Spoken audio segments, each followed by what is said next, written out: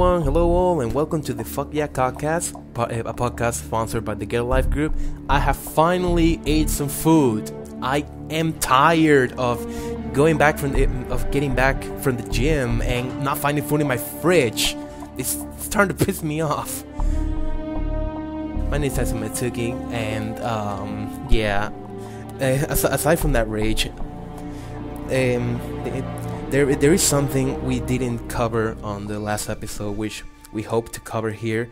And I found a good buddy that I think is he's more than qualified to talk about this. We're talking about the league play because neither Adam or I have played the mode back then. So I'm basically just taking a backseat to my buddy Jagriff, real name John Griffin.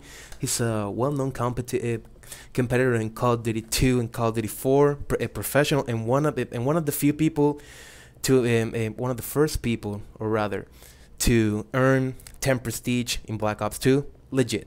I know about the hacks, but he did it legit. Hi, Jeff. How you doing? I'm doing okay. So with that in mind, let's just go over league play. Okay, well, I guess we'll start off with what it is, and it's skill-based matchmaking and ranking in Call of Duty, which is a long time coming.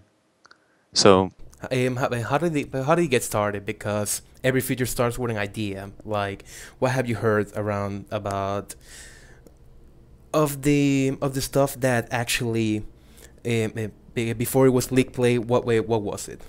Well, I mean, skill-based matchmaking has been around a long time in games. I guess most people remember the Halo games is what it was in, and most similar to league play, we see some Blizzard PC games like World of Warcraft, and lately StarCraft 2. And this is the big inspiration for league play. And it's come about in Call of Duty by Treyarch's esports initiative. They're trying to make their game competitive, and what better way to do that than to rate players based on whether they win or lose. I believe it was mostly Bonderhard that pushed for this esports agenda because he was I believe reading that he was seeing some competitive games, and he was actually seeing how hard the team worked to actually make a broadcast, and suddenly he got inspired, and then on the design meetings he was like, guys, we have to do this. This is where Call of Duty has to go next. Do you know something about that? Yeah, well, I remember back in Black Ops 1, the whole community was pushing for, like a competitive playlist. Halo 3 had what was called the MLG playlist, where they had MLG rule sets. They had, 4v4 with different teams, and they also had the true skill ranking there. So, people wanted this kind of a playlist to play in Black Ops 1. And I think you had a big thread on the Call of Duty forums about it. And a lot of people were saying, even people like me that supported, a competitive playlist, said that it wouldn't really matter that much if they don't rate you based on your skill. Because if you're playing, if you have a guy that's really, really good playing a guy that's really, really bad, it doesn't matter what the rule set is, what map or what game when you're playing, it's still not going to be that fun. Okay, two follow-up questions. First, has Call of Duty ever met any MLG requisites to actually be playing in Major League Gaming? Well, it was on the pro circuit for Call of Duty 4, and it had I guess most famously Black Ops 1 is where it really went big. It actually was at events regularly. Okay, second, you mentioned about Black Ops 1 actually having actually trying to make the push for it to be competitive. I remember they added sort of a playlist that added some MLG SK rules. Was that enough for the time? Yeah, absolutely. I mean, we couldn't expect them to go in there and implement a true skill type matchmaking system when the game's already been out for a couple of months. So just going in there and setting the right rules and within their vision, I mean, that was great. I was really happy to see them do that. I think I remember taking interest in the playlist because you couldn't use ghosts. I think I played it like 2 or 3 times because I'm making reference to the Ghost Galil Silence combo. That was like the bane of my existence, even though I use it myself. But that's that's another thing. Okay. So it was Bonderheart. Maybe anybody else big at Treyarch or either Infinity Ward, they have made a push before for skill-based matchmaking. I don't know anything about Infinity Ward making a push like that. I mean, I do remember Infinity Ward in Call of Duty 4. I think 402 was at the championship MLG championship event at Call of Duty 4, and they posted a bunch of pictures on their Twitter, and they were really happy to see their game played. But other than that, I don't really remember any interaction between Infinity Ward and the competitive community. Okay, so moving on, tell me a little bit about how League Play works. How does it work on the rankings? How the matchmaking actually works? The divisions, stuff like that. Okay, well, it's all based on wins and losses, so it doesn't matter how good you do. Your KD or your score per minute doesn't matter. It's just whether you win or lose.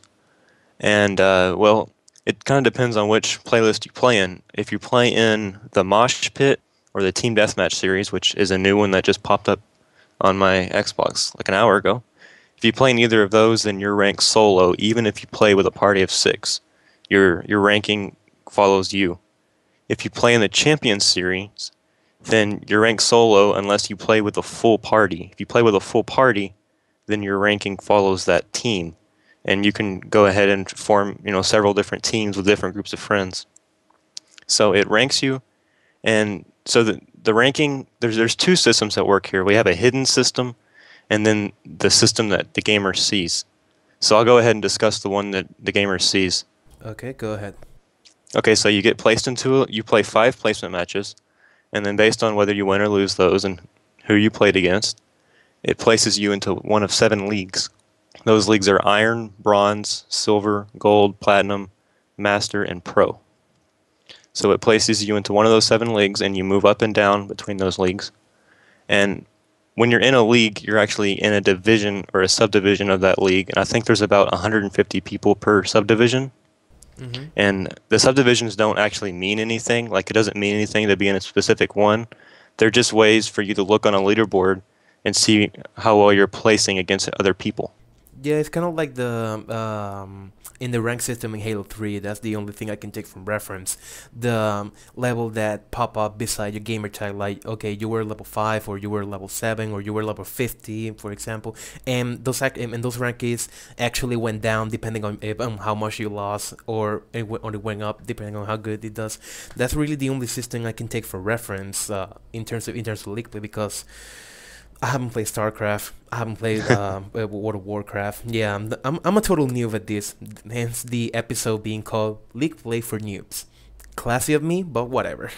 I'm the one running the show here. Okay. Oh, okay. So let's get a little bit technical. Like, I had a theory that okay. So Bonderheart said that Black Ops 2 matchmaking work exclusively by ping and latency, but my theory is that on League Play, it actually it still retains that same system, but it adds the league the league variable, if you will, and it takes top priority over ping and latency. It's like, okay, so you're in the Diamond League, and then start to search from people from those. From that division, and then match it up with ping and latency. Would that be the way to put it? Yeah, I mean, yeah, you can't have a matchmaking system and not take, ping and latency and how much you're going to lag into effect. They can't. It doesn't matter how, closely skilled you can make the match if both teams can't even shoot each other because of lag. So that's, that definitely still has an effect in the matchmaking. Maybe I missed it, but you were saying something about playing on being put on different rankings depending on solo and playing with a group of friends. But Call of Duty is mostly a game in which you actually play with a lot of different people. Doesn't that present a logistic kind of problem in which where to put the rankings? Well, it just depends on which division you're playing, or which series you're playing in. If you're playing in Champions series, when you play with a bunch of friends, then you have to worry about, have we played together before? If we haven't, we have to play 5 placement matches before we actually get rated. If you're playing in Mosh Pit or the new Team Deathmatch series, then it doesn't matter who you play with. You're going to be rated based on your own individual rating. Okay, so this so we have talked about league play being seasonal. So how the seasons work?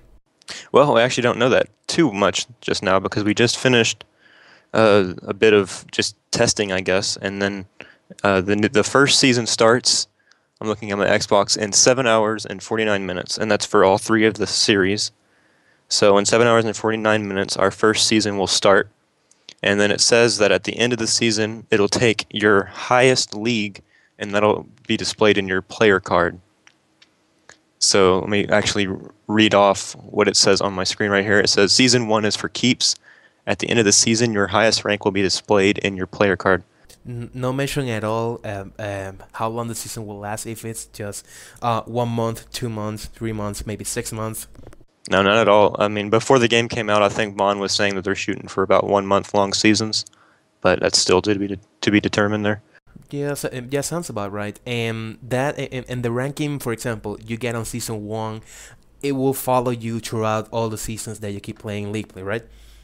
Well, that gets back to what I was saying earlier about having two different systems at work here. One's visible and one's hidden. I think the hidden system will still stay the same. And what the hidden system is, I need to go more in depth with this. I'm not going to get into the math, but I mean, we don't actually know the algorithms that they're using, but this is a basic idea behind, skill-based matchmaking, is that they have some value that says how good you are, and that's what we'll call the skill value. And then they probably have another value that says how accurate is our, description of you as a player. So basically you have a value and then you have another value that says how much air is in the first value.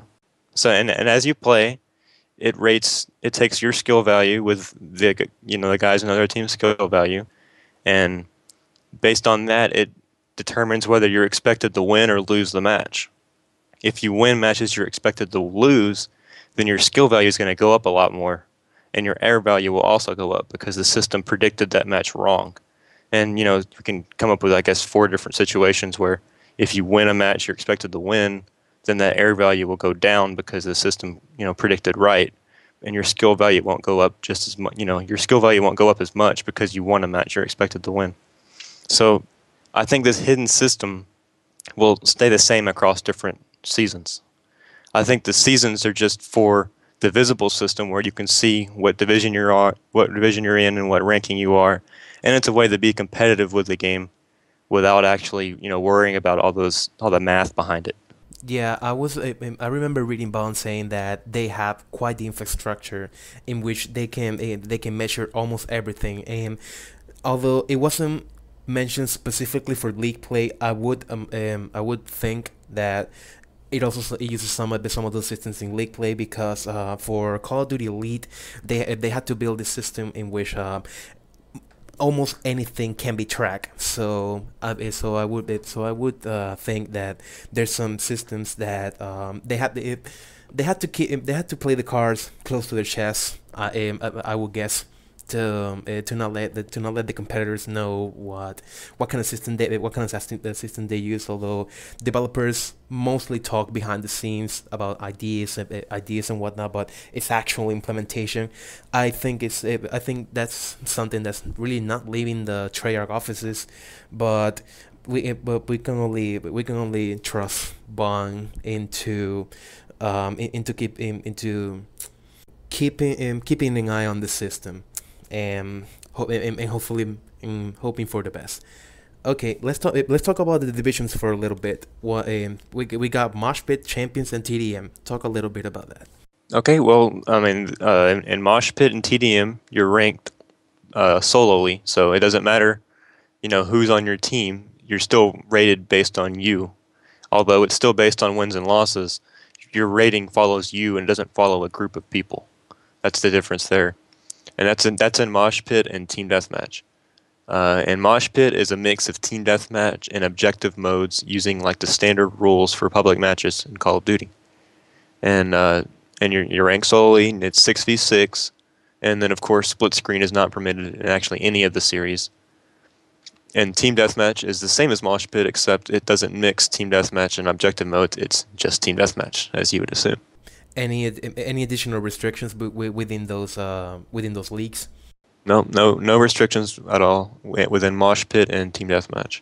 No, like what I'm referring is that is there any additional like for example on the Black Ops 1 playlist I was talking about how the how the competitive playlist actually didn't have ghosts or I'm mostly referring to things that, for example, you can get on a regular matchmaking playlist, but you can't have in this because it presents a balancing problem. Yeah, and none whatsoever in Mosh Pit or Team Deathmatch. In Champion Series, that's when you see more competitive rules in place. You see a more competitive environment with 4v4 instead of 6v6. And there's no care packages, no tactical insertions, and they recently added this new restriction: no lock on only launchers, meaning that you can't run around with an RPG, just shooting, shooting, blowing people up with the RPG. You actually have to only use launchers that lock on to air support. It's the purpose there. Yeah, yeah. What a base that most competitive groups have at least one entire guy on their team, right? Yeah, I mean, if anyone pulls up something that you don't want in the sky, you have to have someone to take it down. And I'm sure I doubt most of the teams have a guy running around with one all the time, but I'm sure they have a guy that at least one person that has a class with some kind of a launcher on it. Okay. We're just about wrapping this up. How do you feel about league play? Oh, I love it. I mean, I've played this game a lot in the past couple of weeks since it's come out, and I've found that I've had the most fun in league play. It's great because you always end up, having balanced matches. The games are fun. This is, one of the ways that they've advertised league play, but the game's fun when you win, but it's also fun when you almost win or when you almost lose. It's fun when the game's close and you have, everyone on your team yelling, go capture the flag, we're about to lose, and it's really fun to almost win and to almost lose. And that's the whole spirit behind league play, is that it makes all these games close, and then at the same time it gives you a way to rate yourself based on how well you are at winning the game. Um, some additional questions about your experience, like the kind of things that people suffer in matchmaking, like for example, unsporting teammates, just people going off and doing their own stuff, rage quitting. Eh, has the experience been the same in league play, or people are kind of like more serious on that playlist? Well, it just depends. I mean, in my experience, it hasn't been that bad, except in my placement matches, because you see in the placement matches you play against everyone that's playing league play, and you may be playing against a guy that doesn't care, that just wants to play for fun or whatever. And if he's getting beaten, he's not having fun, he might just leave. So he might be someone that's in a lower division like bronze or silver, because if he's going to leave at any game, he's not going to be winning that much. He's just going to leave, willy nilly. But once you play the game a lot and get good and get rated up into, high platinum or masters league, you see a lot of people take it very seriously. And it's the first time in Call of Duty that I've had a teammate actually discuss strategy with me in a really long time. Usually your teammates are in party chat or talking about something that's completely irrelevant to the game. But in league play, I've had a lot of teammates doing call outs and talking strategy, and it's been a great experience as far as that goes. Okay, last question. Since it's part of the esports initiative, podcasting and live streaming, have you had a shot at that? I haven't tried live streaming. Haven't tried codcasting either. That's something more that not many players are going to be too concerned about. That's more for tournaments. So it's a great feature for tournaments. Like I'm referring to codcasting. It's a great feature for tournaments to have all those tools in place to spectate games. It makes the game fun to watch, and that's very important for tournaments because they make money from sponsors who care about the number of people watching the game. So that's definitely a great tool. As far as the streaming goes, I have only had one friend try it, and he says that it's kind of difficult to stream on YouTube. It's really low quality, and I think still people that have the hardware to set up just to stream on Twitch TV are going to be dominating the streaming market. Yeah, it's like if most people who are serious about live streaming already have equipment, they don't necessarily have to rely on what's in game. Probably the codcasting tool will make things easier for YouTube commentators, for example. But